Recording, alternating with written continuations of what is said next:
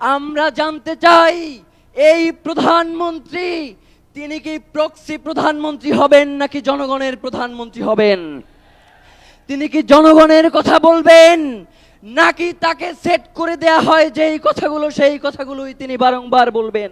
আজকে সংসদ চলছে 2 মাস ধরে। প্রতি ঘন্টায় সংসদে জনগণের টাকা ব্যয় হচ্ছে 1,63,00,000 টাকা। জনগণের টাকায় সংসদে বসে আজাইর আলাপ করা হচ্ছে, কিন্তু জনগণের যেই গণভোটের রায় সেটাকে মানা হচ্ছে না। প্রিয় ভাইয়েরা, আজকে অনেকেই মনে করেন আপনারা মহাজন হয়েছেন। এই দেশে বহুত মহাজন আপনাদের আগেও ছিল, কেউ টিকতে পারে নাই।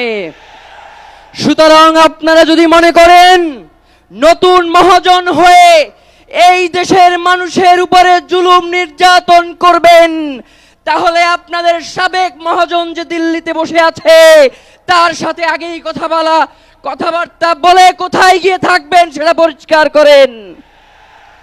মাননীয় প্রধানমন্ত্রী, আপনার পিতা শহীদ রাষ্ট্রপতি জিয়াউর রহমান, তিনি সর্বপ্রথম এই বাংলাদেশে গণভোট কায়েম করেছিলেন। আজকে আপনারা সেই গণভোটের বিরুদ্ধাচরণ করছেন। আপনারা শুধুমাত্র গণভোটের বিরুদ্ধাচরণ করছেন না, মূলত বিএনপির জন্ম যেই গণভোটের মধ্য দিয়ে, আপনারা তো নিজেদের জন্মকেই অস্বীকার করছেন। প্রিয় ভাইয়েরা, দেশনেত্রী বেগম খালেদা জিয়া তিনি যেই সংবিধানকে ছুঁড়ে ফেলবার জন্য বারংবার তার বক্তব্যে, তার কথায়, তার দাবিতে তুলে ধরেছেন, আজকে আমরা দেখতে পাই সেই সংবিধানকে চাটতে চাটতে তার দল বিএনপি ক্ষয় করে ফেলছে। সুতরাং যেই বিএনপি তার শহীদ প্রেসিডেন্ট জিয়াউর রহমান, যিনি এই দলের প্রতিষ্ঠাতা, তাকে স্বীকার করে না, যেই বিএনপি বেগম খালেদা জিয়ার কথা রাখে না, সেই বিএনপি তো তলাবিহীন ঝুড়ি। সেই বিএনপির কোনো মেরুদণ্ড নাই। যদি সেই বিএনপি বাংলাদেশে অরাজক পরিস্থিতি তৈরি করতে চায়, তাহলে আপনাদেরকেও আমরা বলে দেই, আমরা নতুন করে এমন রাজনীতি শুরু করব যেই রাজনীতি হবে আপনাদের দলের প্রধান জিয়াউর রহমান এবং বেগম খালেদা জিয়ার রাজনীতি। প্রিয় ভাইয়েরা, আমরা পর্দার আড়ালের কোনো শাসন দেখতে চাই না। আমরা জনগণ যাদেরকে ক্ষমতায় বসিয়েছি, প্রধানমন্ত্রী বানিয়েছি, আমরা তাদের সাথে সরাসরি কথা বলতে চাই। আমরা জানতে চাই এই প্রধানমন্ত্রী তিনি কি প্রক্সি প্রধানমন্ত্রী হবেন নাকি জনগণের প্রধানমন্ত্রী হবেন?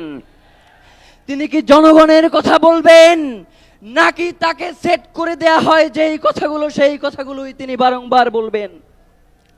প্রিয় ভাইয়েরা, যদি এই রাষ্ট্রে গণভোটের রায় মানা না হয়, এই রাষ্ট্রে সংস্কারগুলো বাস্তবায়ন করা না হয়, এই রাষ্ট্রে জুলাইকে অস্বীকার করা হয়, তাহলে এই রাষ্ট্রে যারা ক্ষমতাসীন রয়েছেন তাদেরকে আরেকটি 36শে জুলাইয়ের জন্য প্রস্তুত থাকতে হবে। প্রিয় ভাইয়েরা, শহীদ ওসমান হাদি এই কথাগুলো অত্যন্ত স্পষ্ট ভাষায় বলতেন। আমাদের তো মনে হয় ইলেকশনের পরে আপনারা যে এই ধরনের আচরণ করবেন এইটা ইতিপূর্বেই আপনারা ঠিক করে রেখেছিলেন। নয়তো প্রধানমন্ত্রী বলে গণভোটের পক্ষে হ্যাঁ দাও, আর তৃণমূল বিএনপি গিয়ে বলে না দাও। তার মানে এইটা পূর্ব পরিকল্পিত ঘটনা ছাড়া আর কিছুই নয়, যার কারণে শহীদ ওসমান হাদিকে বাংলাদেশ থেকে সরিয়ে দেওয়া হয়েছে। সুতরাং শহীদ ওসমান হাদির হত্যার বিচার নিশ্চিত করার মধ্য দিয়ে বাংলাদেশকে আমরা একটি ইনসাফের রাষ্ট্রে পরিণত করব ইনশাআল্লাহ।